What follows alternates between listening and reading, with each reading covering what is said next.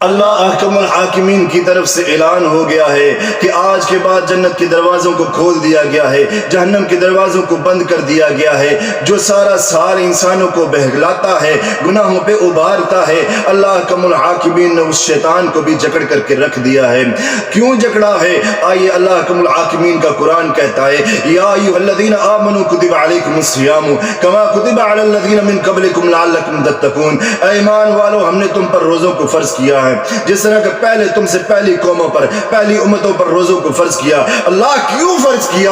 لعلکم تتقون، تاکہ تم متقی بن جاؤ، تمہارے اندر عاجزی انکساری آ جائے، تم نیکوکار بن جاؤ۔ اللہ احکم الحاکمین نے عرش معلیٰ سے اس بات کا اعلان فرما دیا من جاء بالحسنۃ فلہ عشر امثالھا۔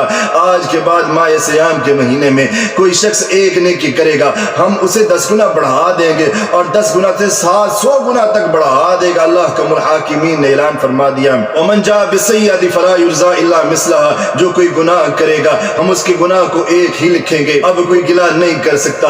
اللہ احکم الحاکمین نے کہا کل قیامت والے دن تم میرے پاس آؤ گے، ہو سکتا ہے تم گلہ کرو کہ اللہ شیطان کھلا تھا، ہم روزے نہیں رکھ سکے، ہم قرآن نہیں پڑھ سکے، ہم نیکیوں والے کام نہیں کر سکے، ہم صدقہ خیرات نہیں کر سکے، ہم نمازیں نہیں پڑھ سکے، ہم گناہوں کو نہیں چھوڑ سکے، موسیقی والے آلات کو نہیں چھوڑ سکے، گانے بجانے کو نہیں چھوڑ سکے، گالی گلوچ کو نہیں چھوڑ سکے، اللہ تیرے گھر کے قریب نہیں جا سکے۔ شیطان نے ہمیں ورگلایا، شیطان نے ہمیں روکا۔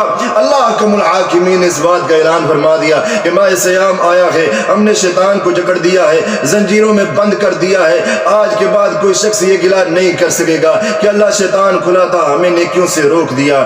مگر کیسی عجیب بات ہے، کہنے کو مسلمان ہے، مومن ہے، ایمان والے ہیں، مگر باز نہیں آ رہے، شیطان بند ہو گیا ہے، مسجد قریب نہیں جا رہے، نماز ادا نہیں کر رہے، روزہ نہیں رکھ رہے، وہی کام چل رہے ہیں، بے حیائی والے، عریانی والے، گانا بجانا، موسیقی والے آلات سارے کے سارے چل رہے ہیں۔ مگر یہاں پہ یہ بات یاد رکھنی، مولا کریم نے آخرت والے دن تجھے ضرور پکڑ لینا ہے، اور پکڑ کر کے یہ سوال ضرور کرنا ہے اے بندہ مومن ایمان والے، تو بڑے ایمان کے دعوے کرتا تھا، بڑے مسلمان ہونے کے تو دعوے کیا کرتا تھا، ہم نے تو شیطان کو بھی جکڑ دیا تھا، پھر بھی تو میرے قریب نہیں آیا۔